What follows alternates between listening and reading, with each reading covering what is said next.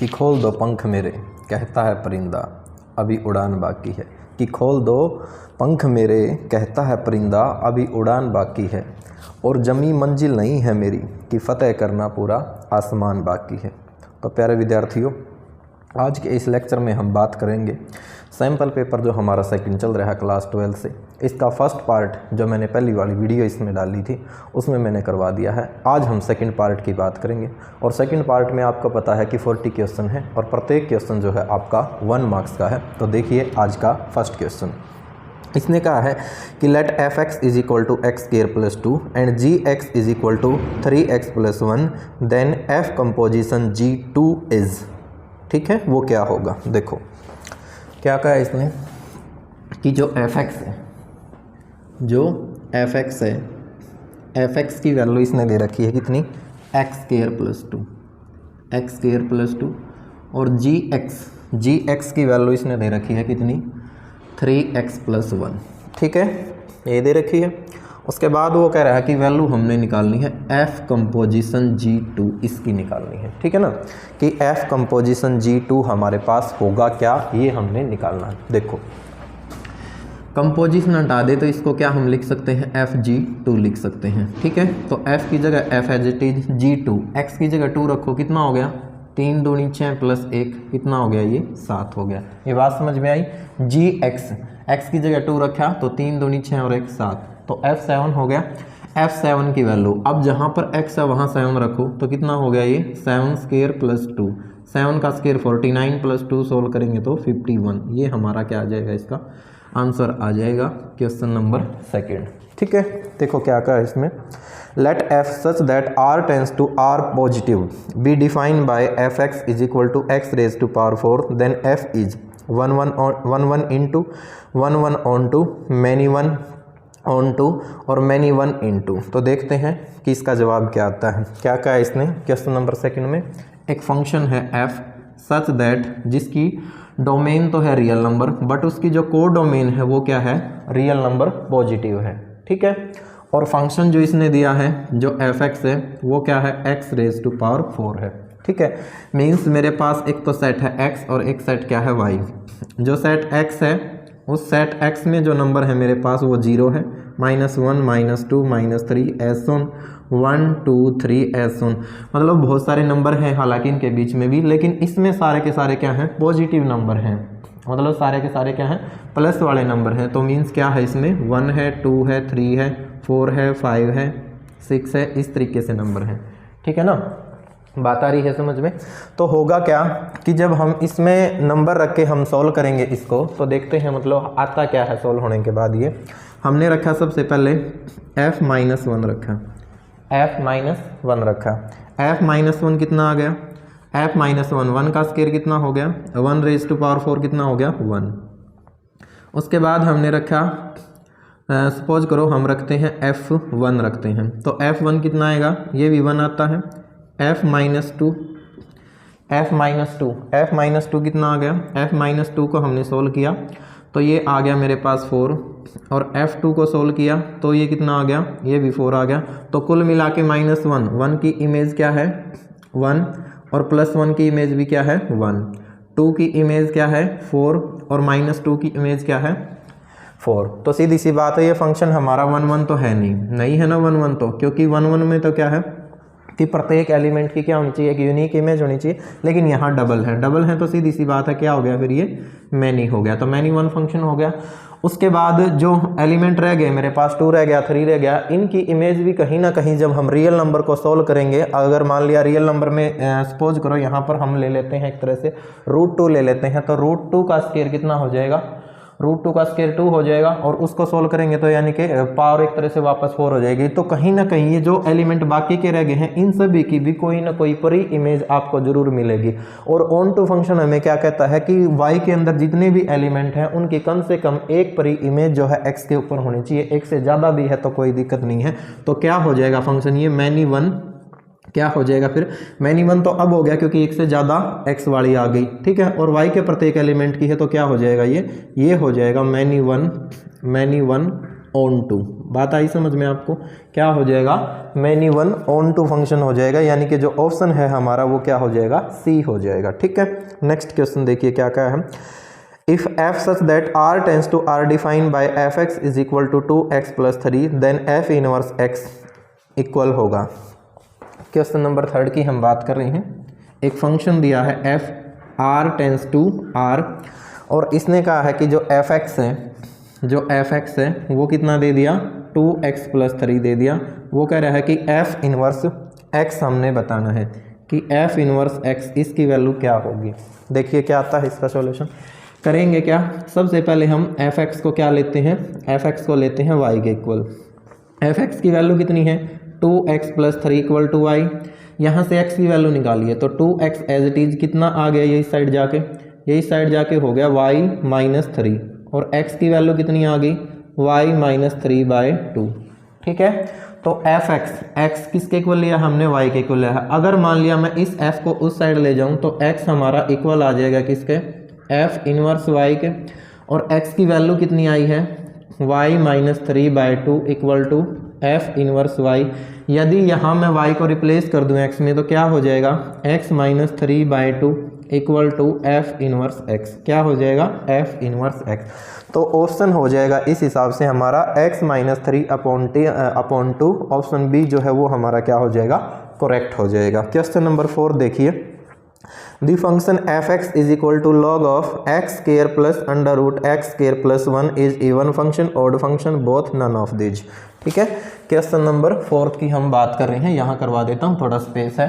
ठीक है, क्या क्या है इसने? एक फंक्शन दिया है इसने f(x), क्या दे दिया? और f(x) को इसने दिया है log of x plus x square है यहाँ और एक्स स्क्वायर प्लस 1 ये दे दिया। और ये फंक्शन हमने बताना है कि इवन है या फिर ऑड है। ठीक है, अब इवन और ऑड की डेफिनेशन क्या कहती है? अगर f माइनस एक्स इसको हम सोल्व करें और यदि ये आ जाए माइनस एफ एक्स तो फंक्शन क्या होता है? ऑड होता है। और ये सोल्व करने पर वापस एफ एक्स आ जाए तो क्या हो जाएगा? ये फंक्शन हमारा इवन हो जाएगा। यही होता है ना। तो हमने क्या किया, जहाँ पर x था वहाँ माइनस एक्स रख के देखा कितना हो गया ये? log of minus x whole square और plus under root minus x whole square plus 1। ठीक है, ये हो गया हमारे पास log ऑफ माइनस एक्स का square plus x square plus under root, ये कितना हो गया? X square plus 1। यही हो गया ना भाई। माइनस एक्स रखा लेकिन फिर भी ये वापस सोल्व होके कितना आ गया? एफ एक्स आ गया। ये वापस से एफ एक्स आ गया, माइनस कॉमन नहीं आई तो इसका मतलब फंक्शन क्या हो गया हमारा? इवन फंक्शन हो गया। क्या हो गया? Even function. बात आई समझ में आपको? ठीक है, कर लोगे इसको। तो इस तरीके से आपने करना है क्वेश्चन नंबर 4। क्वेश्चन नंबर 5 देखिए, इसमें क्या कहा है कि the range of the function F X is equal to under root X minus 1 into में कितना दे दिया? 3 माइनस एक्स इज। तो सिंपल क्वेश्चन है, आप क्या करोगे? एफ एक्स इक्वल टू आप 0 रखोगे तो सीधी सी बात है, जब आप एफ एक्स इक्वल टू 0 रखोगे तो क्या हो जाएगा? ये एफ एक्स इक्वल टू 0। तो इसका मतलब क्या हो गया? इसका मतलब ये फंक्शन हमारा हो गया x minus 1 upon X minus 3 equal to 0। यही हो गया ना। स्केयरिंग ऑन बोथ साइड किया तो x माइनस 1 इंटू कितना रह गया? x minus 3 equal to 0। If x minus 1 equal to 0 then x is equal to 1 आ गया। और x माइनस 3 इक्वल टू 0 तो then x is equal to कितना आ गया? 3। तो इसकी रेंज क्या आ गई? इसकी रेंज आ गई क्लोज इंटरवल 1 से लेकर 3। बस यही है, या इसके बीच के जो नंबर हैं वो सारे के सारे। तो क्या आ जाएगा? ये क्लोज इंटरवल 1 to 3। कर लोगे ना। अगला क्वेश्चन देखिए क्या कहा है इसने। Consider the binary operation on rational number. Q? यहाँ रैशनल नंबर को डिनोट करें। Define by x binary operation y is equal to 1 plus 12x plus x y for all x y belongs to Q means rational number. Then 2 binary operation 3 equal. देखो क्या क्या है। Question number किसकी हम बात कर रहे हैं? 6 की हम बात कर रहे हैं। हमारे पास क्या दिया है उसने कहा कि एक्स बाइनरी ऑपरेशन जो वाई है, एक्स बाइनरी ऑपरेशन वाई जो है वो इक्वल है हमारा किसके? 1 plus 12x 1 plus 12x plus x y for all x और y, for all x y जो है वो बिलोंग कर रहे हैं क्या रैशनल नंबर से। हमने जो वैल्यू निकालनी है वो किसकी निकालनी है, 2 बाइनरी ऑपरेशन 3, इसकी हमने वैल्यू निकालनी है। तो सिंपल क्वेश्चन है बिल्कुल, जहाँ x है वहाँ 2 रख दो, जहाँ y है वहाँ 3 रख दो। तो कितना हो जाएगा 1 + 12 इंटू में 2 हो गया, प्लस में x की जगह 2 और y की जगह 3। बात समझ में आई, जहाँ x था वहाँ 2 रख दिया, जहाँ y था वहाँ 3 रख दिया। सोल्व किया इसको तो 1 प्लस में 12 दूनी कितना हो गया 24 और 3 दूनी कितना हो गया 6। तो 24 और 6 30 और 1 कितना हो गया 31। ये हमारा क्या आ गया, इसका आंसर आ गया।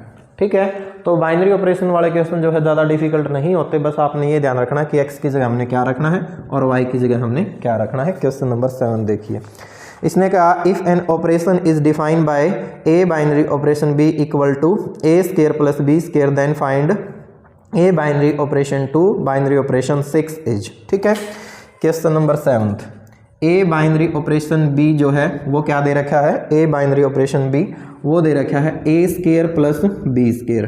टू फाइंड, हमें फाइंड करना है कि 1 बाइनरी ऑपरेशन 2 और बाइनरी ऑपरेशन 6। देखो बोडमास मेथड जो है हमने 5th क्लास में पढ़ा था, हमने पता है कि सबसे पहले हमने ब्रैकेट को सोल्व करना है। तो पहले इसको सोल्व करो, 1 बाइनरी ऑपरेशन 2, इसका मतलब a की जगह 1 और b की जगह 2, तो रखो 1² और प्लस में 2 तो 2² और बाइनरी ऑपरेशन कितना हो गया 6। ठीक है, इसको अभी हमने सोल्व नहीं किया, 1 का स्क्वायर 1, 2 का स्क्वायर 4 हो गया, 4 + 1 सोल्व किया तो 5, तो 5 बाइनरी ऑपरेशन 6। अब इसका मतलब क्या है कि a की जगह तो है 5 और b की जगह कितना है 6, तो a का स्क्वायर तो ये हो गया 5 का स्क्वायर, b का स्क्वायर ये हो गया 6 का स्क्वायर, 5 का स्क्वायर तो हो गया 25 और 6 का स्क्वायर हो गया 36। 6 और 5 कितने हो गए 11, 5 और 1 कितने हो गए 6, 61। ये हमारा क्या आ जाएगा, इसका आंसर आ जाएगा। ठीक है, बस आपने ये ध्यान रखना, इसको सोल्व करने के बाद 5 आ गया 6 आ गया, तो a की जगह 5 और b की जगह कितना आ गया 6 आ गया। कर लोगे ना सोल्व। ओके, क्वेश्चन नंबर 8 की यदि मैं बात करूं तो इसमें इसने कहा है कि if f such that r tends to r such that fx is equal to 5x + 4 then which of the following is equal to f inverse x। तो फिर से हमने इनवर्स निकालना है, किसमें, क्वेश्चन नंबर 8 की वो बात कर रहा है, यहीं पे करवा देते हैं क्योंकि स्पेस की थोड़ी कमी होती है, बार बार साफ करने में टाइम ज़्यादा लगता है, तो कोशिश करता हूँ मैं कि कम स्पेस में ज़्यादा काम आपको करवा दूँ। तो इसमें क्या कहा है कि जो f है हमारे पास वो है r टेंस टू r, मतलब इसकी डोमेन रियल नंबर है और कोडोमेन भी क्या है, रियल नंबर है। और इसने कहा कि जो fx है, जो fx है, fx दिया है 5x + 4 और हमारा पर्पज है f इनवर्स x को हमने निकालना। तो सेम मेथड जो कि हमने यहाँ किया था वही करना है। करोगे क्या, fx को आप क्या कर लो, y के इक्वल ले लो। ठीक है, तो x किसके इक्वल आ जाता है, f इनवर्स y। बट यहाँ से मैं सोल्व करूँ तो fx है मेरा कितना 5x + 4 इक्वल टू y, और 5x तो इसी साइड ये आ जाएगा y - 4 और x आ जाएगा मेरा y - 4 बाय में 5। तो जहाँ पर x है वहाँ कितना रख दो, y - 4 बाय में 5 इज इक्वल टू कितना हो गया f इनवर्स y। और यदि मैं इसको x में रिप्लेस कर दूं तो क्या आ जाएगा, x - 4 by 5 equal to f inverse x। तो x - 4 बाय 5, तो x - 4 बाय 5 ऑप्शन जो सी है हमारा वो क्या हो जाएगा, करेक्ट हो जाएगा इसके अकॉर्डिंग। ठीक है, क्वेश्चन नंबर 8 था हमारा। क्वेश्चन नंबर 9 भाई क्या कहा इसने, if fx1 is equal to fx2 implies that x1 equal to x2 for all x1 and x2 belongs to a। ये a यदि हमारे पास क्या है, कोई सेट है, देन फंक्शन f क्या कहा इसने, a टेंस टू b। ठीक है ना, a टेंस टू क्या है, b है। ओके, तो ध्यान दीजिए इसने क्या कहा है, हमारे पास क्या है, एक फंक्शन है, कौन सा है ये, हाँ, अगर fx1 इक्वल टू है fx2, ठीक है, और फंक्शन क्या दे रखा है, a टेंस टू b। ठीक है, तो क्या आता है कि x1 हमारा x2 के बराबर आता है। तो सीधी सी बात है, आप ध्यान दीजिए, अगर x1 हमारा किसके बराबर आता है, x2 के बराबर आता है, तो सीधी सी बात है क्या हो जाएगा ये फंक्शन हमारा, अगर मान लिया इसके अंदर जितने भी एलिमेंट है, मान लिया x1 की जगह 1 रखूँ तो x2 भी 1 आएगा, 2 रखूँ तो 2 आएगा, 3 रखूँ तो 3 आएगा। तो ये इस पे चला गया, ये इस पे चला गया, ये इस पे चला गया, सारे के सारे चले गए ना। प्रत्येक एलिमेंट की क्या है, एक क्या है, यूनिक इमेज है, तो फंक्शन क्या हो जाता है हमारा इस केस में, फंक्शन हमारा 1 1 हो जाता है, ठीक है ना। तो 1 1 फंक्शन की डेफिनेशन है ये, बिल्कुल डिटो एनसीईआरटी के अकॉर्डिंग। नेक्स्ट क्वेश्चन देखिए, इसने कहा है consider the binary operation on rational number Q defined by A binary operation B equal to A plus 12b plus A plus 12b plus A B. ये question number 6 जैसा नहीं है, थोड़ा सा अलग है। For all A B belongs to Q, और 2 binary operation 3 की हमने वैल्यू बतानी है। हम बात कर रहे हैं किसकी, क्वेश्चन नंबर 10 की, ठीक है। क्या कहा इसने कहा कि जो ए बाइनरी ऑपरेशन बी जो है वो है हमारे पास कितना, a plus 12b plus A B, यही है ना, a plus 12b plus A B. Value हमने किसकी निकालनी है, 2 बाइनरी ऑपरेशन 1/3 की। इसका मतलब जहां पर a है वहां तो 2 रख दो, जहां पर b है वहां कितना रख दो, 1/3 रख दो। तो सोल्व करो इसको, a की जगह 2 प्लस 12, b की जगह 1/3 प्लस a की जगह 2 और b की जगह कितना 1/3, ठीक है। सोल्व करो, 2 कैंसिल हो गया, ये प्लस में 4 हो गया और प्लस में कितना हो गया 2/3, 6 प्लस में कितना हो गया 2/3। एलसीएम कितना आ गया इसका, एलसीएम आ गया इसका 3, तो 3 6 18 और 2 कितना हो गया 20, तो 20/3 क्या आ जाएगा, इसका आंसर आ जाएगा। चाहो तो आप इसको मिक्स फ्रैक्शन में लिख सकते हो, अदरवाइज आप इसको इतना ही छोड़ दें, दोनों ही आंसर जो है वो क्या है, ठीक है, ठीक है। तो यहाँ तक हमारे क्वेश्चन जो है 10 सोल्व हो गए हैं। यानी कि कुल मिला के मैं ये कह सकता हूँ कि मैंने बहुत बार बताई है ये बात कि रिलेशन फंक्शन जो हमारा फर्स्ट चैप्टर है वो आपका जो है सारे के सारे उसमें से जो है छोटे क्वेश्चन आने हैं, और टोटल 10 क्वेश्चन 10 नंबर का वो टॉपिक है हमारा, और छोटे क्वेश्चन उसमें से आने 2 और 3 में उसमें कोई क्वेश्चन नहीं आएगा। आइए नेक्स्ट क्वेश्चन देखते हैं, क्वेश्चन नंबर 11, ठीक है। क्या है, फॉर द मैट्रिक्स 0 5 -1 R2 -5 0 11 और 7 -11 और 0 इज, ठीक है। वो क्या होगी, स्क्यू मैट्रिक्स होगी, एसिमेट्रिक मैट्रिक्स होगी, ए डायगोनल मैट्रिक्स होगी, अपर ट्रायंगुलर मैट्रिक्स होगी। एक मैट्रिक्स इसने दी है 0 5 -7, ठीक है, -5 0 11 7 -11 और 0, ठीक है। कौन सी मैट्रिक्स होगी, सीधी सी बात है, देखने से ही पता चल रहा है कि इसका जो डायगोनल है, डायगोनल क्या है 0 0 है। डायगोनल कौन सी मैट्रिक्स का 0 0 होता है, वो होता है हमारे पास स्क्यू मैट्रिक्स का, स्क्यू मैट्रिक्स का ही होता है ना। तो बिल्कुल सिंपल क्वेश्चन है, ज़्यादा कंफ्यूज होने की जरूरत है ही नहीं, ठीक है ना। स्क्यू मैट्रिक्स, तो इसी मैट्रिक्स का तो हमारे पास डायगोनल क्या होता है 0 होता है, और जिसका प्रिंसिपल डायगोनल 0 वो क्या होती है, स्क्यू मैट्रिक्स होती है। या फिर आप ये देख लें, ये पोजीशन कितनी है, 1 2 पोजीशन है, और 2 1 पोजीशन पे हमारा एलिमेंट अपोजिट साइन है। ये है हमारे पास 1 3 पोजीशन और 3 1 पे अपोजिट साइन, ठीक है। ये 2 3 है, 3 2 पे फिर से अपोजिट साइन है, तो यहाँ से भी क्लियर हो रहा है। तो कौन सी है, ये स्क्यू मैट्रिक्स है, ठीक है। नेक्स्ट क्वेश्चन नंबर 12, इसने कहा है कि डिटर्मिनेंट हमने निकालना है, किसका डिटर्मिनेंट निकालना है, 2 2 14 1 3 21 और 3 5 और 35, ठीक है। क्या कहा, डिटर्मिनेंट हमने निकालना है 2 1 और 3 2 3 और 5 और कितना है 14 है, 21 है और 35 है। देखो डिटर्मिनेंट फॉर्म को देखते ही सोल्व करना मत स्टार्ट कर दिया करो। आप एक मेथड आपने पढ़ा था एक्सरसाइज 4.2 में कि पहले हमने कोशिश करनी है कि कहीं ना कहीं ये डिटर्मिनेंट की वो फॉर्म तो नहीं है कि कहीं कोई रो या कॉलम जो है इक्वल नहीं है। अगर कोई भी 2 रो या कॉलम जो है इक्वल मिल जाए तो उसका डिटर्मिनेंट जो है क्या हो जाता है, 0 हो जाता है।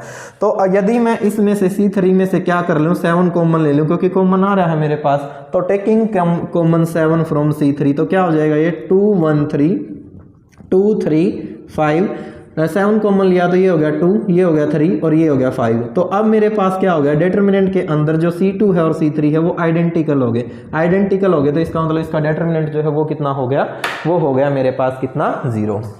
बात आई समझ में आपको ये, ठीक है ना। तो इस तरीके से जो है आपने इसका डिटरमिनेंट करना, तो सिंपल क्वेश्चन था बिल्कुल। नेक्स्ट क्वेश्चन देखिए क्या है, if matrix A first row minus A B and second row C A and A square equal to I, then इनमें से देखना है कि कौन सी कंडीशन जो है वेरीफाई करेगा, ठीक है। 13 क्वेश्चन की जो है हम बात कर रहे हैं। एक मैट्रिक्स दे रखी है, क्या दी वो मैट्रिक्स, -a b और c a, और इसने कहा कि जो ए स्केयर है ना वो हमारा आई के इक्वल है।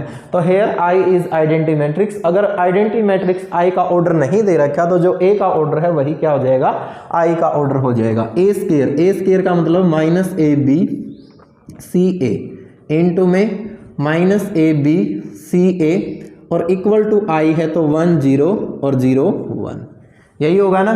सोल्व कीजिए इसको। फर्स्ट रो फर्स्ट कॉलम क्या हो गया, ये हो गया मेरे पास ए स्केयर और प्लस में कितना हो गया, ए बी हो गया। फर्स्ट रो सेकंड कॉलम ये हो गया मेरे पास कितना भाई, माइनस के तो फर्स्ट रो और सेकंड कॉलम माइनस के तो ए बी हो गया और फर्स्ट रो सेकंड कॉलम। देखो फर्स्ट रो फर्स्ट कॉलम किया तो माइनस का ए स्केयर और प्लस में क्या हो जाएगा, सॉरी यहाँ पर हो जाएगा बी सी हो जाएगा ना, ठीक है। फर्स्ट रो फर्स्ट कॉलम यही हो गया कि माइनस के तो माइनस माइनस प्लस का ए स्केयर और प्लस में कितना हो गया बी सी। अब first row second column element यहाँ आएगा, मैं थोड़ा जल्दबाजी कर गया, माइनस ए बी और प्लस ए बी, ठीक है। Second row first column minus a c plus a c और यहाँ पर आ गया बी सी और प्लस ए स्केयर। अगर हम कंपेयरिंग करें तो 1 0 0 1 सिंपल क्वेश्चन है, हालांकि कुछ नहीं है क्योंकि ये एलिमेंट तो मेरे पास क्या हो गए 0 0 के इक्वल है, 0 0 के इक्वल है। तो क्या आ गया ए स्केयर प्लस बी सी जो है वो हमारा 1 के इक्वल है। यहाँ से भी ले तो क्या आ जाएगा ए स्केयर प्लस बी सी जो है हमारा वो 1 के इक्वल आ जाएगा। इसके अकॉर्डिंग यानी कि ये हमारा हो जाएगा a square plus b c minus 1 equal to 0। Option जो ए है हमारा वो क्या हो जाएगा, करेक्ट हो जाएगा।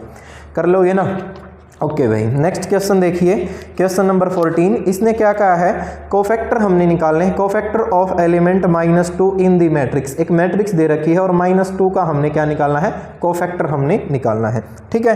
तो एक मैट्रिक्स इसने दी और क्या दे दी मैट्रिक्स 1 1 3 और 1 3 -3 और यहाँ पर इसने दिया -2 -4 और -4। हमने कोफैक्टर किसका निकालना है, हमने कोफैक्टर निकालना है किसका भाई, -2 का। किसका निकालना है, -2 का।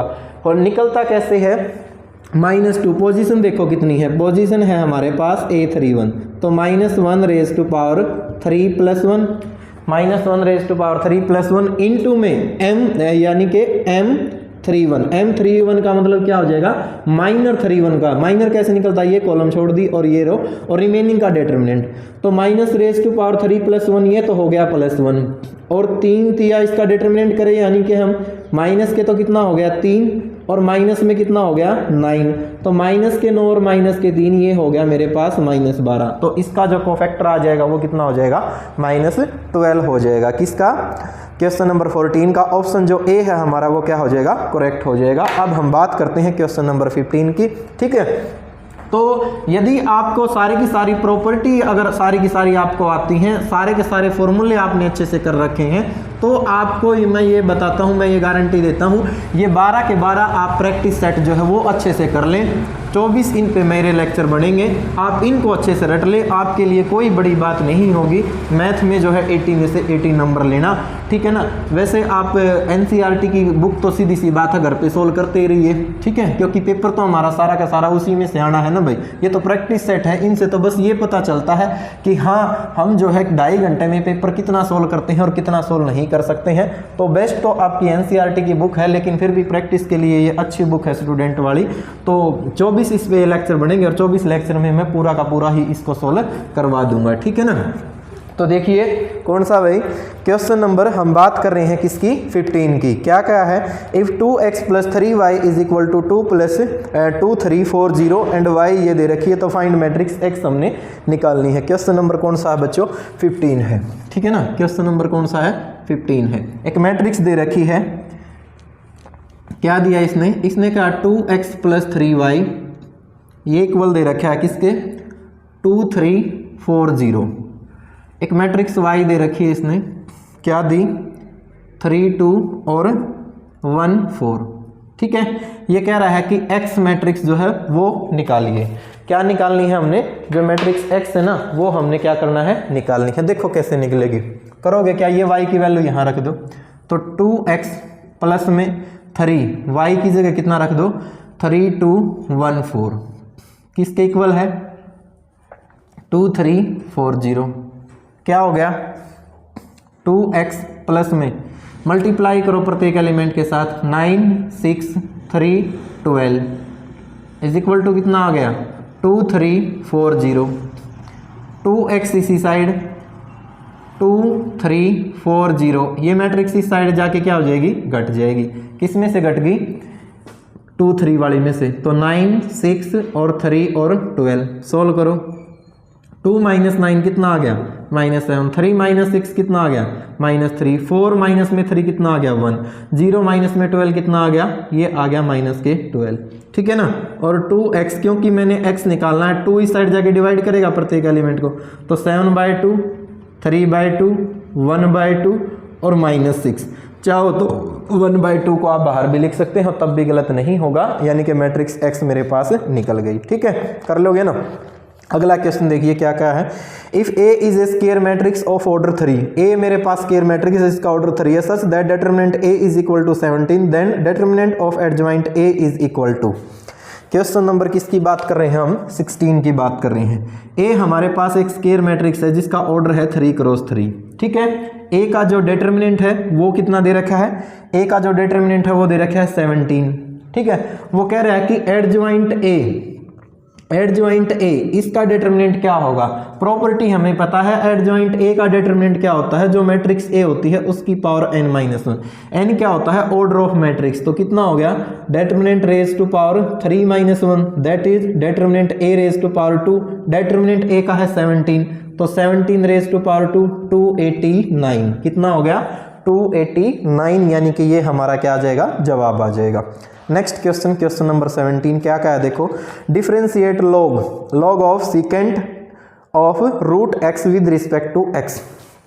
17 की हम बात कर रहे हैं। ठीक है, क्या क्या है इसने कि डेरिवेटिव कीजिए किसका भैया, सीकेंट, और सीकेंट का जो थीटा है ना, सॉरी पहले तो है लॉग, फिर सीकेंट, और सीकेंट का थीटा कितना है, रूट x है। यही है ना कि पहले तो है log और फिर है सीकेंट। तो log x का डेरिवेटिव तो क्या होता है, 1/x होता है। इनटू में डेरिवेटिव किसका रह गया भाई, इनटू में डेरिवेटिव रह गया इस थीटे का। तो सीकेंट का डेरिवेटिव क्या होता है, सीकेंट का डेरिवेटिव होता है सीकेंट x और इनटू में टेंजेंट x। ठीक है, और डिवाइड में कितना है, सीकेंट रूट x। बट यहाँ पर सीकेंट का तो सीकेंट टेंजेंट हो गया, इनटू में डेरिवेटिव किसका रह गया, रूट x का और रह गया। ठीक है, तो सीकेंट से सीकेंट कैंसल, रूट x का डेरिवेटिव क्या होता है 1/2 रूट x। ठीक है, और इनटू में ऊपर है टेंजेंट रूट x, ये हमारा एज इट इज आंसर आ जाएगा। रूट से रूट मत कैंसिल कर देना, क्योंकि वो ऊपर वाले टेंजेंट का क्या है, एंगल है। ठीक है, कर लोगे ना। क्वेश्चन नंबर 18 देखो क्या क्या है इसमें इसने कहा if fx is equal to 3x minus 1 minus x, 3x minus 1 when x greater than 1 और minus x when x less than equal to 1, then find the value of f0 is. एक function दिया है fx, क्या दे दिया function fx, इसने कहा है कि जो fx है वो दे रखा है 3x माइनस 1, ये तो तब है जब x हमारा 0 से बड़ा है, माइनस x तब है जब x हमारा या तो 0 है या 0 से, दोनों के दोनों क्या है, ये तो 1 से बड़ा, ये या तो 1 है या 1 से छोटा है। वैल्यू किसकी निकालनी है, f0 की। ध्यान दो, सेम क्वेश्चन पहले वाले जो हमारा सैंपल पेपर 1 का पार्ट 2 था उसमें भी आया था। तो f0 0, 1 से बड़ा तो 2 3 4, इसमें तो आने तेरा। अब 1 से छोटा तो 0 ही होता है, तो इसका मतलब यहाँ रखेंगे, तो यहाँ रखोगे तो माइनस x की जगह 0 रखो तो कितना हो गया, 0 ही हो गया ना। तो f0 की वैल्यू कितनी आ जाएगी, 0 आ जाएगी। बात समझ में आई या नहीं आई, कर लोगे ना। यानी कि छोटी वैल्यू तो इसमें है, तो नीचे वाले में आप रख दोगे। अगला question, differentiate cos of sin x with respect to x। ठीक है, d/dx करना है हमने किसका, cos ऑफ, और cos का थीटा है sin, और sin का थीटा क्या है, x। यही है ना, ओके। तो करो, cos का डेरिवेटिव होता है माइनस साइन, और इसका थीटा क्या है, sin x, ये तो एज इट इज। इनटू में डेरिवेटिव किसका रह गया, इनटू में डेरिवेटिव रह गया भैया sin x का, तो माइनस में sin ऑफ sin x, ये तो एज इट इज। sin का डेरिवेटिव क्या होता है, cos x होता है। तो कुल मिला के क्या आ जाएगा, ये आ जाएगा मेरे पास cos x sin x। ठीक है ना, यानी कि ऑप्शन जो बी है हमारा वो आगे आ जाएगा। cos x को यदि आगे लिख दें, cos x आ गया आगे, और sin ऑफ ये कितना हो गया, sin x हो गया। कर लोगे। क्वेश्चन नंबर 20 देखते हैं क्या कहता है, क्या क्या है इसमें। क्वेश्चन नंबर, अच्छा हाँ, उसके बाद क्वेश्चन नंबर 20 में इसने कहा कि y is equal to sine of sine x है, then value of dy by D x is, क्या कहा है कि y इक्वल टू कितना है साइन ऑफ और साइन x है तो dy by D X, derivative y का तो dy बाई डी एक्स हो गया भाई, साइन का हो गया कोस और ये sine x as it is, into में डेरिवेटिव किसका रह गया, अंदर वाले साइन x का रह गया, साइन x का डेरिवेटिव क्या होता है कोस x, तो कोस x इनटू में कोस ऑफ कितना आ गया साइन x, ये हमारा क्या आ जाएगा आंसर आ जाएगा। क्वेश्चन नंबर 20 हमारा सोल्व हुआ। ठीक है, नेक्स्ट क्वेश्चन देखिए, इसने कहा कि differentiate e raise to power sine root x with respect to x। ठीक है, डेरिवेटिव करना है हमने, किसका डेरिवेटिव करना है, d बाई डी एक्स हमने करना है e raise to power sine और इसका थीटा क्या है रूट x है। हमें पता है कि d by D X of e raise to power x क्या होता है, e raise to power x होता है, ठीक है ना, e raise to power x होता है, इनटू में डेरिवेटिव किसका रह गया, इनटू में डेरिवेटिव रह गया साइन रूट x का। ठीक है, तो e raise to power sine root x, ये तो एच डी, साइन का डेरिवेटिव कितना हो गया कोस रूट x, इनटू में डेरिवेटिव किसका रह गया रूट x का रह गया, तो ये आ गया मेरे पास कितना, कोस x को मैंने आगे लिख दिया e raise to power sine root x और रूट x का कितना हो गया बाय में आ गया 1/2 रूट x, कितना हो गया 1/2 रूट x, ये हमारे पास क्या आ गया, इसका आंसर आ गया। ठीक है, कर लोगे। नेक्स्ट क्वेश्चन देखिए भाई, कौन सा, क्वेश्चन नंबर 22। इसने कहा है the radius of an air bubble is increasing at rate of 1/2 centimetre per second, full stop, the volume of the bubble increasing at rate when radius is 1 centimetre. ठीक है ना, तो एयर बबल सीधी सी बात है ये शेप लेगा किसकी, sphere की जो है शेप लेगा, और क्योंकि उसकी रेडियस जो है वो टाइम के अकॉर्डिंग जो है चेंज आ रहा है, तो स्टार्टिंग में उसने दिया कि जो D r by d T है ना, D r by d T है वो है 1/2 है, आर की वैल्यू उसने बाद में कितनी दे रखी है, आर की वैल्यू दे रखी है 1, वॉल्यूम का फॉर्मूला आता है 4/3 पाई आर क्यूब, यही होता है ना वॉल्यूम ऑफ सफियर, यानी कि वो वॉल्यूम ऑफ एयर बबल यही हो जाएगा, तो निकाल लो d v by d t, देखो कितना आएगा, ये आ गया 4/3 आ गया आगे, pi r square, derivative of r with respect to t is d r by d t, 3 से 3 कैंसिल,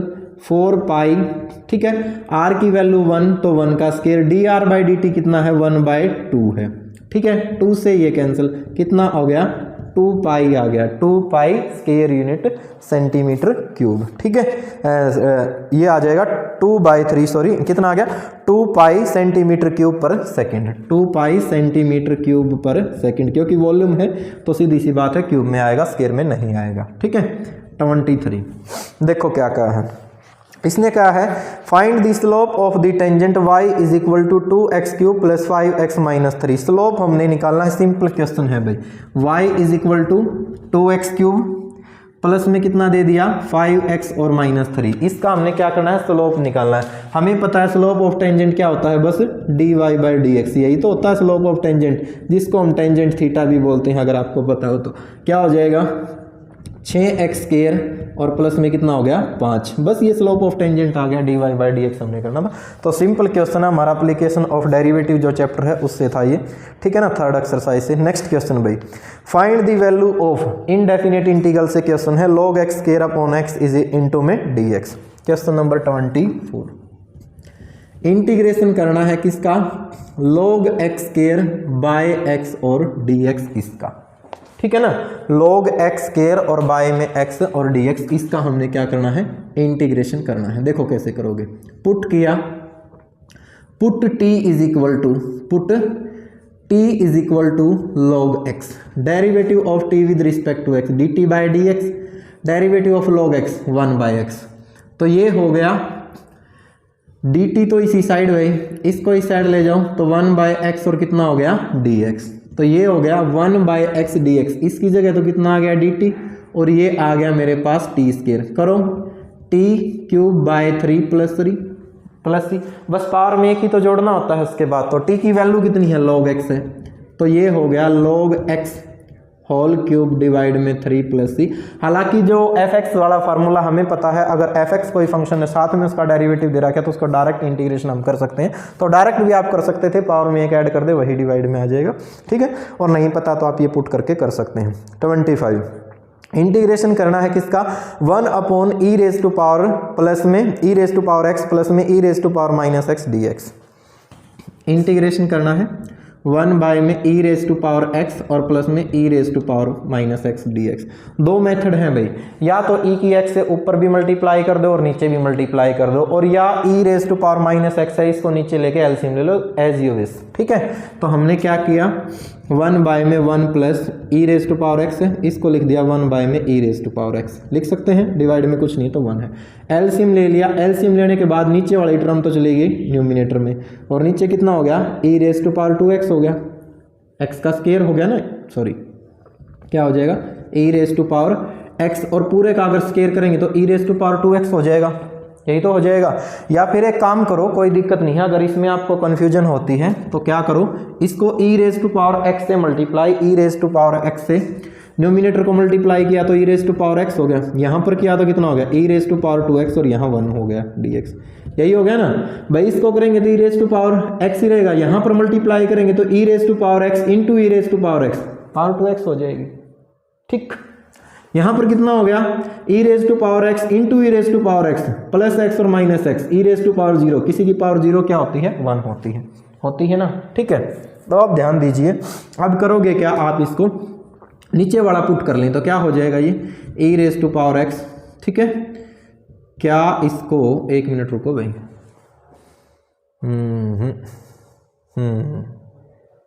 पहले वाला ही ठीक था, पहले वाला ठीक था, माफ कीजिएगा, ठीक है। क्या करो, 1 बाय में ई रेज टू पावर एक्स और 1 by E raise to power X, ये ठीक था। नीचे वाला का एलसीएम लिया, ऊपर चला गया, कितना हो गया, e raise to power x whole square, यही हो गया ना, ठीक है। और प्लस में कितना हो गया, 1 और dx, यही हो गया ना, ओके।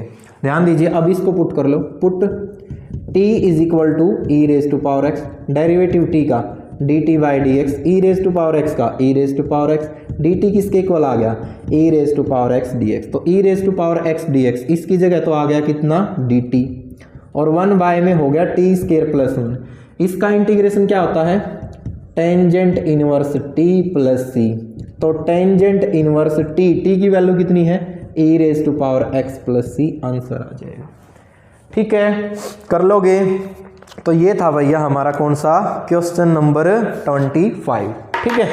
तो ज़्यादा नहीं, बस 15 मिनट का काम और रह गया है, यूँ मान के चलो 15 क्वेश्चन है, 15 मिनट आपकी लगेंगी, ठीक है, ज़्यादा टाइम नहीं लगेगा, ये तो आपको समझाने में टाइम लगता है। अदरवाइज 40 क्वेश्चन में जो अगर मैं सही मायने में अगर सोल्व करके देखूँ तो 40 मिनट भी नहीं लगेंगे, आपके 40 मिनट लगेंगे, क्योंकि आप जो है मैथ फर्स्ट टाइम कर रहे हैं, हम तो जो है हर साल मैथ करवाते हैं, तो हमारी जो है प्रैक्टिस हो जाती है, तो ज़्यादा आपको भी कंफ्यूज होने की ज़रूरत नहीं है। अगर आपने प्रैक्टिस अच्छी कर रखी है तो आप मेरे से भी कम टाइम में जो है इनको सोल्व कर दोगे, ठीक है। तो देखिए कौन सा क्वेश्चन नंबर जो है क्वेश्चन नंबर 26, क्या क्या है, इंटीग्रेशन करना है कोस स्क्वायर एक्स बाय 2, ठीक है। 26 की हम बात कर रहे हैं, कोस स्क्वायर एक्स बाय 2 किसके इक्वल होता है, 1 प्लस कोस एक्स बाय 2, इसी के इक्वल होता है ना, ठीक है। थीटे का आधा हो तो डबल हो जाएगा, x बाय 2 का डबल कितना हो गया, x। अगर यहाँ पर होता कोस स्क्वायर x तो ये हो जाता 1 प्लस कोस 2x बाय 2, कोस 2x वाले फॉर्मूले से ही निकला है, कंफ्यूज होने की जरूरत नहीं है। कोस 2x का फॉर्मूला होता है 2 कोस स्क्वायर x माइनस 1, अगर कोस x की बात करें तो ये हो जाएगा 2 cos square x by 2 minus 1, अगर वहां से कोस स्क्वायर x बाय 2 की वैल्यू निकालेंगे तो कितनी आ जाएगी, 1 प्लस कोस x बाय में 2। अब जो ये बाय वाला 2 है ये तो कांस्टेंट है, बाहर ले लिया, इंटीग्रेशन 1 का तो हो गया x, और कोस का क्या हो जाएगा, साइन x, और प्लस में सम कांस्टेंट c, तो चाहो तो 1/2 की अंदर मल्टीप्लाई कर सकते हैं, अदरवाइज हमारा अब आंसर आ ही गया, कौन सा हो जाएगा, c जो है वो करेक्ट आंसर हो जाएगा। नेक्स्ट देखिए भाई क्या क्या है, ये क्या इसने कि इंटीग्रेशन करना है किसका, 27 की हम बात कर रहे हैं, साइन 3x इंटू में कोस 4x और dx, ठीक है। तो सीधी सी बात है, डायरेक्ट तो कोई फॉर्मूला है नहीं, 2 से गुणा 2 से भाग। फॉर्मूला किसका? 2 साइन ए कोस बी का क्या होता है? ये होता है sign a plus B plus sine a minus B, यही होता है ना। तो बाय वाला 2 तो आ गया बाहर, integration sine a plus b 3x plus 4x कितना हो गया? 7x plus sine a minus b 3x minus में 4x माइनस में x और dx। और आगे बढ़े 1/2 कितना हो गया? Sign 7x, sign minus x क्या होता है? माइनस के साइन x और dx 1/2 इंटीग्रेशन साइन का हो गया कोस 7x minus cos 7x, 7x का डेरिवेटिव 7 डिवाइड में आ जाएगा, साइन का इंटीग्रेशन माइनस कोस तो प्लस हो गया। ठीक, अंदर ले जाओ तो माइनस में कोस 7x डिवाइड में कितना हो गया? 7 दूनी 14 प्लस में कितना हो गया? 1/2 कोस x और प्लस c, ये आंसर आ गया। कर लोगे ना? ठीक है, तो कौन सा था क्वेश्चन? था हमारा 28 भाई। Evaluate the integration of limit 0 to π/2 root sine x upon root sine x plus root cos x d x is 28 की हम बात कर रहे हैं।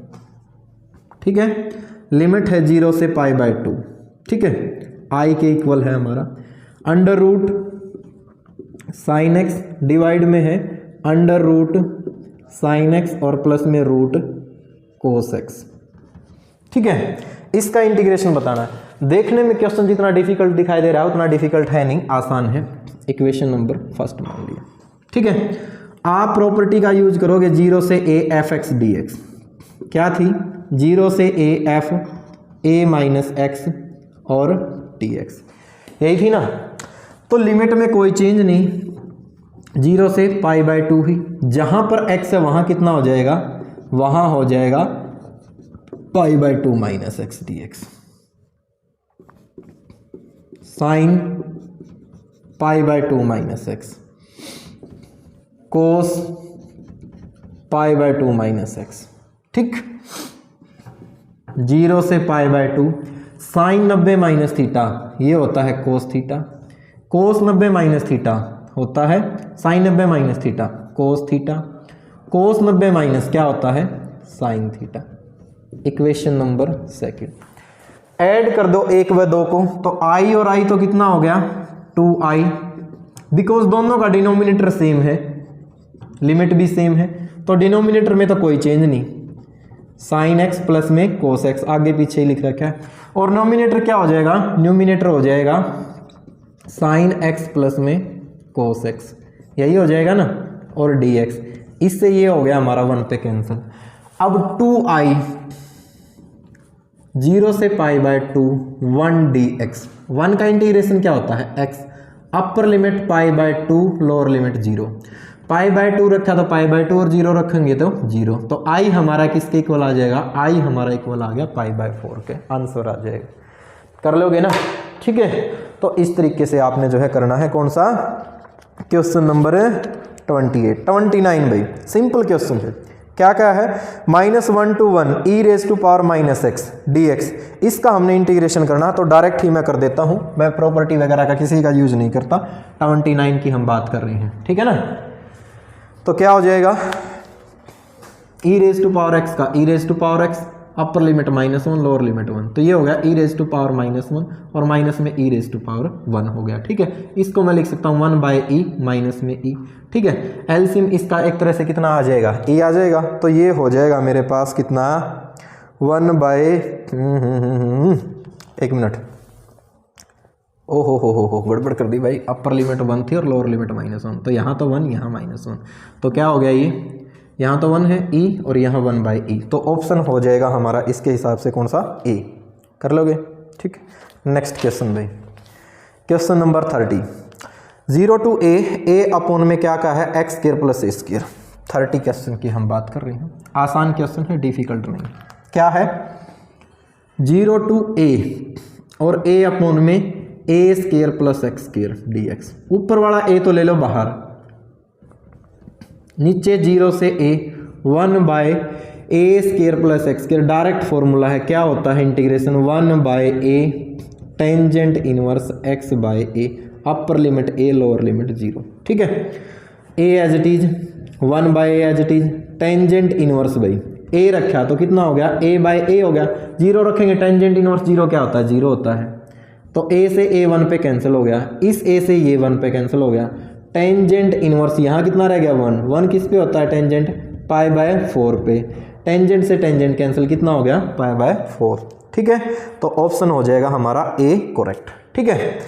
31 भाई integration of 0 to 1 dx upon under root 1 minus X square dx, ठीक है, आसान क्वेश्चन है। 0 to 1 upon under root 1 minus X square और dx क्या होता है sine inverse x, upper limit 1 lower limit 0, क्या हो जाएगा साइन इनवर्स 1 माइनस में साइन इनवर्स 0, साइन इनवर्स 1 होता है पाई बाय 2 और 0 होता है 0, तो आंसर कितना आ गया पाई बाय 2, यानी कि ऑप्शन नहीं दे रखे, कोई दिक्कत नहीं। Question number 32, the degree and order of differential equation D raise to power 4 upon D x raise to power D X 4, तो इसकी डिग्री और ऑर्डर हमने बताना है, मैं डायरेक्ट ही बता देता हूं, जिसकी हाईएस्ट ऑर्डर हो उसी की हम क्या करते हैं डिग्री देखते हैं। क्या दिया इसने 32 की हम बात कर रहे हैं, d raise to power 4 d x raise to power 4 minus में 5 d y by D x का होल स्क्वायर और माइनस में 6y is equal to log x, ठीक। तो सीधी सी बात है जिसका हाईएस्ट ऑर्डर हो क्या बताना है, इसने कहा है कि डिग्री एंड ऑर्डर, पहले डिग्री बतानी है, तो हाईएस्ट ऑर्डर है हमारे पास इसका, लेकिन इसकी डिग्री कितनी है 1, तो डिग्री तो है 1 और ऑर्डर कितना है 4, तो 1 4 पेयर जहां पर मिल जाए आपको ऑप्शन में वो हमारा ऑप्शन हो जाएगा। इसने ऑप्शन नहीं दे रखे हैं, जब ऑप्शन देगा तो ये 4 1 का भी देगा और बच्चे जल्दबाजी में ऑर्डर 4 लिख देंगे डिग्री 1 लिख देंगे और बोलेंगे सर क्वेश्चन तो कुछ भी नहीं था, आसान था और गलत करके आ जाएंगे, ठीक है।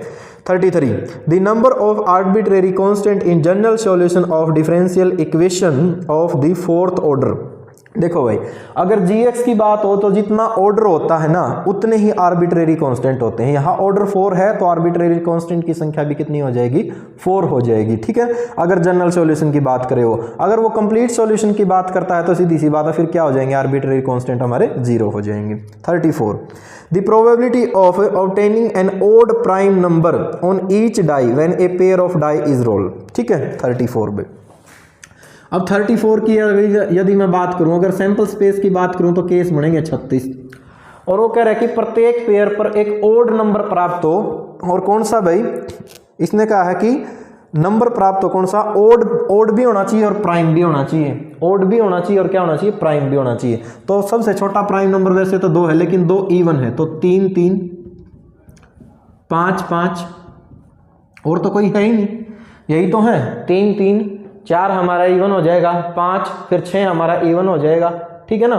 1 आ नहीं सकता क्योंकि इसने क्या क्या है प्राइम का है, तो प्रोबेबिलिटी कितनी हो जाएगी, प्रोबेबिलिटी होगी हमारी 2 बटे में कितनी 2 केस हो गए ना, टोटल कितने हैं 36, सोल्व किया तो 1/18 कितना आ गया 1/18, यानी कि ऑप्शन जो होगा हमारा, ऑप्शन नहीं दे रखा है इसमें, ऑप्शन इसमें नंबर ऑफ आर्बिट क्या का है इसमें, pair of die is rolled, odd prime number, odd भी होना चाहिए और प्राइम भी होना चाहिए, तो ईच डाई 3 3 और 5 5, तो 2 केस हो गए ना, यानी कि 2/36, यानी कि सोल्व करेंगे तो कितना आएगा ये 1 बाय में कितना आएगा 1 बाय में 18 ही आना चाहिए भाई हमारे अकॉर्डिंग तो, ठीक है। चलो देख लेना इसका सॉल्यूशन क्या आएगा, मेरे अकॉर्डिंग तो 1/18 आना चाहिए, ठीक है, इनके अकॉर्डिंग देख लेना क्या आएगा, हो सकता है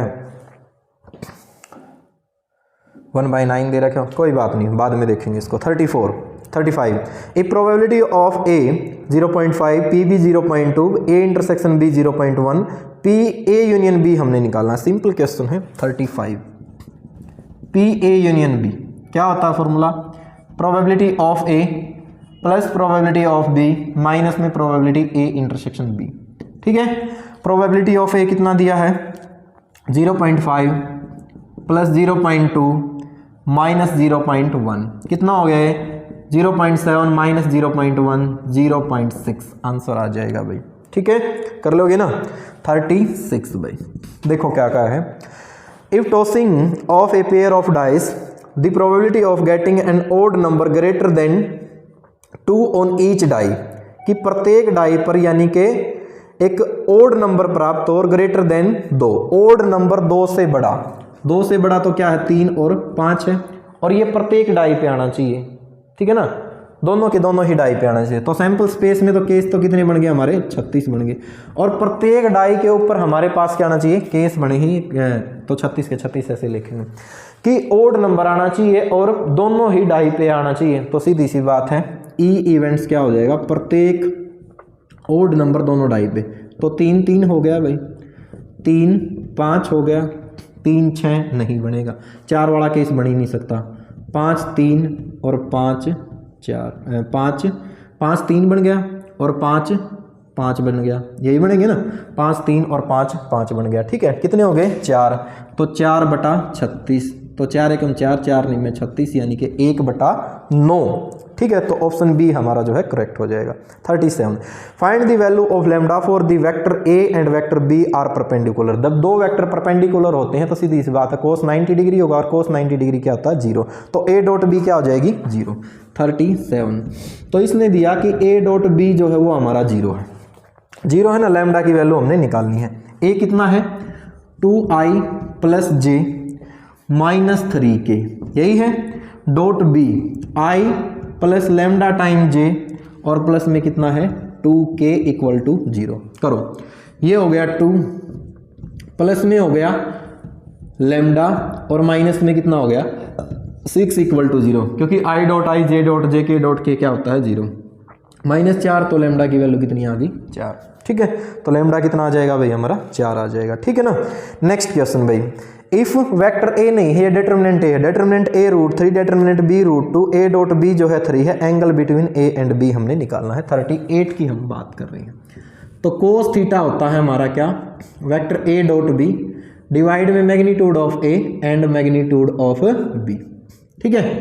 तो ए डॉट बी कितना दे रखा है 3 दे रखा है, और ए का मैग्नीट्यूड कितना दिया √3, और बी कितना दे रखा है 2 दे रखा है, ओके। ऊपर वाले 3 को मैं क्या लिख सकता हूँ √3 मल्टीप्लाई √3, बाय में है √3 और डिवाइड में है 2, √3 से √3 कैंसिल।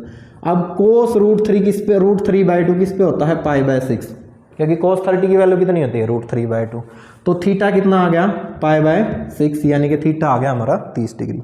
39, ये वेक्टर ए ये दे दिया, बी दे दिया, ए क्रॉस बी आपने निकालना, सिंपल क्वेश्चन भाई, वेक्टर ए क्रॉस बी हमने निकालना है। 39 की हम बात कर रहे हैं, क्या होता है formula, determinant form i j k, कितना हो गया 2 - 1 1, 3 - 4 और -4, i इंटू ये कॉलम ये रो, +4 +4 कितना हो गया 8, माइनस j ये कॉलम ये रो, -8 और -3 -11, प्लस के ये कॉलम और ये रो, यही था ना, यहाँ प्लस था नहीं, माइनस है, माइनस, तो कितना हो गया -8 और +3 -5, बस ये आंसर आ जाएगा। सोल्व करोगे तो कितना हो गया 8i + 11j और -5 के आंसर आ जाएगा, ठीक है। लास्ट क्वेश्चन भाई, find the direction cosine of the line which make equal angle with coordinate axis. Direction cosine हमने निकालने हैं, इक्वल एंगल है। डायरेक्शन कोसाइन क्या होते हैं, LMN, cos alpha, cos beta, cos gamma, यही होते हैं ना। बट उसने कहा कि अल्फा बीटा और गामा ये इक्वल हैं, और L² M² और N² ये इक्वल 1 होता है। तो इसका मतलब कितना हो गया, cos² alpha plus cos² beta की जगह भी मैं अल्फा लिख सकता हूँ, cos² अल्फा, n इसकी जगह भी मैं क्या लिख सकता हूँ, cos² अल्फा = 1। ये हो गया 3 time cos² alpha = 1, cos² alpha = 1/3, square root करो दोनों तरफ, तो कितना हो जाएगा, स्क्वायर से square root cancel, cos alpha की वैल्यू कितनी आ गई 1/√3, तो ये भी 1/√3, ये भी 1/√3, और ये भी 1/√3। तो हेंस डायरेक्शन कोसाइन r 1/√3, 1/√3, 1/√3। तो प्यारे विद्यार्थियों, ये था हमारा सैंपल पेपर सेकंड और उसका पार्ट सेकंड। एक क्वेश्चन जो है प्रोबेबिलिटी वाले में थोड़ा आंसर में थोड़ा डाउट है हमें कि इसका आंसर क्या आएगा, बट मेरे अकॉर्डिंग यही आंसर आएगा। फिर भी देख लेना, ठीक है, हो सकता हो मैंने गलत करवा दिया हो, ठीक है। और पीछे आंसर क्या है, इस स्टूडेंट वाले में मोस्टली आंसर जो है पीछे थोड़े आगे पीछे मतलब गलत भी दे रखे हैं, एक आध गलत दे रखे हैं। आपने अपने जो है मेथड पे फोकस रखना है, हर एक चीज़ को आपने देखना है, ठीक है। उसके बाद ही आपने तथ्य के ऊपर जाना है कि गलत क्या है और क्या नहीं है, ठीक है। तो इससे जो अगला लेक्चर होगा उसमें हम सैंपल पेपर थर्ड सोल्व करेंगे। मैंने बताया कि 12 सैंपल पेपर हैं, 24 लेक्चर होंगे। इन 12 सैंपल पेपर को आप रट लेना। मैथ में आपको 75 प्लस स्कोर 80 में से आपका कोई भी नहीं रोक सकता, ठीक है। तो यहाँ तक आप करने लेना, आसानी से आप एक अच्छा स्कोर जो है ले